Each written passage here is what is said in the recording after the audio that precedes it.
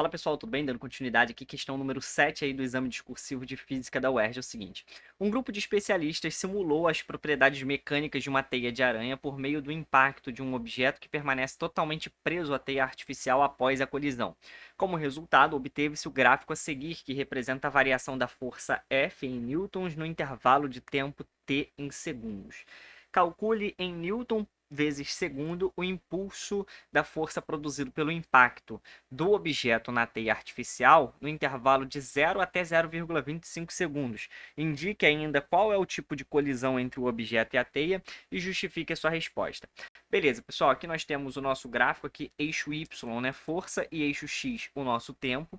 Perceba que nós temos três trechos ali, onde no primeiro trecho a nossa força está zerada, depois a nossa força é constante e depois a força está zerada de novo. O que significa isso? Significa que quando o objeto encosta nessa teia, quer dizer que agora existe uma força aplicada ali durante um certo intervalo de tempo, que é justamente o impulso, né? O que ele menciona ali, olha, o impulso da força. Então, beleza. Sabendo disso, o que a gente precisa associar aí?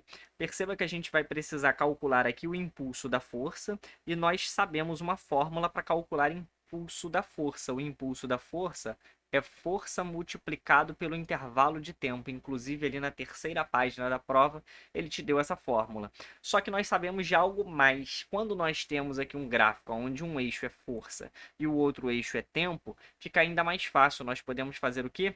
Num gráfico, né? Quando nós temos um gráfico força versus tempo, você pode simplesmente dizer, então, que o impulso ele vai ser numericamente igual ao que a área do gráfico. Então, se você souber calcular a área desse gráfico, você mata o cálculo do impulso. Essa seria a ideia. Aqui, ó, área do gráfico. Beleza. Como é que vai ficar então? Olha só. No trecho, né, de 0 até 0,25, nós não tivemos força aqui no primeiro trecho, nem no segundo trecho. Então, não entra para o cálculo. A área do gráfico que vai entrar para o cálculo é esse pedaço aqui, olha. É esse retângulo aqui que nós temos, ó. Nós temos um retângulo que vai de 0,5 até 0,20. Opa, acabei de ver aqui, ó, tem um erro. Na verdade, não seria 0,5. Esse 0,5 aqui, a prova cometeu um errinho de digitação aí, ó, deveria ser 0,05, porque vai do 0,05 até o 0,20. Esse 0,5 seria 0,50, então ele deveria estar mais à frente, aí não faz sentido.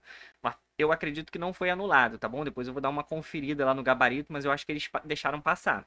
Seria 0,05. Beleza, 0,05 até o 0,20. Então, o nosso impulso aqui vai ser base, porque é um retângulo. A base, então, vai ser 0,15, porque vai do 5 até o 20, né? Uma razão centesimal, multiplicado pela nossa altura. A nossa altura seria aqui no eixo vertical. No eixo vertical, nós temos 4. 4 vezes 10 a menos 3. Cuidado com aquele submúltiplo que está ali, ó.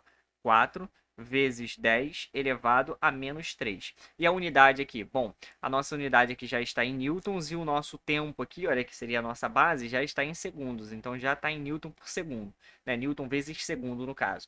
Resolvendo isso aí, pessoal, nós vamos ter o seguinte: 0,15 multiplicado por 4, nós vamos ter então 0,6.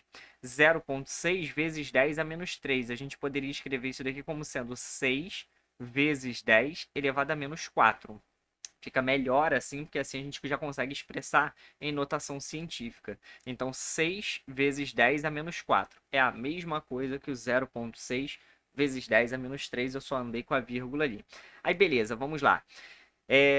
Calcule em newton vezes segundo o impulso da força causado ali, né, produzido ali pelo impacto, nesse intervalo de 0 até 0,25. Beleza, já calculei. Essa aqui é a resposta. Pode escrever assim ou pode escrever 0,0006, né? Coloca 4 casas depois da vírgula. Só que nós temos ainda mais algumas coisas. Olha só, indique o tipo de colisão entre o objeto e a teia e justifique a sua resposta. Pessoal, seguinte, olha só. O tipo de colisão, essa colisão aqui, necessariamente, ela tem que ser uma colisão inelástica. Por que inelástica? Porque os objetos eles saíram grudados. Quando eles saem grudados e o objeto termina ali o movimento dele grudado, necessariamente é uma colisão inelástica. Prontinho. Tá resolvido, pronto. Inelástica. Outra coisa, a gente precisa agora justificar. E aí, na hora de justificar, você teria que escrever aqui. Olha só, a colisão entre o objeto e a teia será inelástica, ou melhor, né? É inelástica, pois não há conservação de energia cinética e os objetos terminam grudados. Você poderia colocar isso daqui, olha, grudados. E pronto, isso daqui já seria uma resposta perfeitamente aceitável. Tudo bem? Se você quiser colocar ainda mais, você poderia dizer o seguinte, olha, é inelástica, pois não há conservação de energia cinética, e os objetos terminam grudados. Essa, ou melhor, nessa colisão, vale a conservação de momento linear. Não precisaria ter colocado o finalzinho, mas você fazendo isso, você mostra ali para o corretor que você sabe do que você está falando. Por quê? Porque na colisão inelástica você pode conservar momento, né? Conserva a quantidade de movimento, mas não conserva energia cinética. E os objetos necessariamente eles terminam grudados. Tudo bem, pessoal? Bom, por essa questão, então, só isso tudo. Espero que você tenha compreendido aí, espero que você tenha gostado. Um forte abraço, te vejo ali nas próximas resoluções. Até mais.